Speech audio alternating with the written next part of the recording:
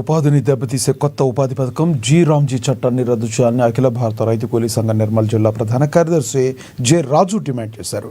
బుధవారం భైంసాపట్నంలోని అంబేద్కర్ విగ్రహం వద్ద రామ్జీ చట్ట ప్రతులను దహనం చేశారు.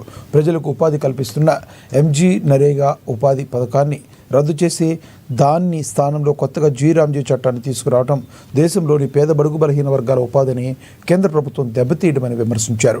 చట్టంలో పని హక్కును తీసివేయడం, 40% నిధులను రాష్ట్ర ప్రభుత్వాలు భరించాలని నిర్ణయించడం చూస్తే రానున్న రోజుల్లో ఉపాధి చట్టాన్ని నీరుగార్చే విధంగా కేంద్రం ఆలోచిస్తున్నట్లుగా అర్థమవుతుందని తెలిపారు. ఉపాధి హామీ పనిని అందరికీ కల్పించాలి.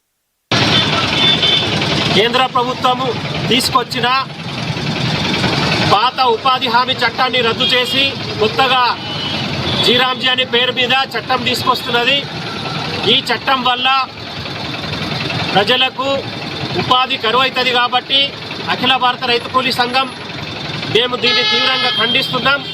పాత ఉపాధి హామీ చట్టంలో చట్టం ప్రకారం పని అడిగితే పని అందరికీ ఇచ్చే అధికారం ప్రభుత్వానికి ఉండేది, అడిగే హక్కు అనేది ప్రజలకు ఉండేది.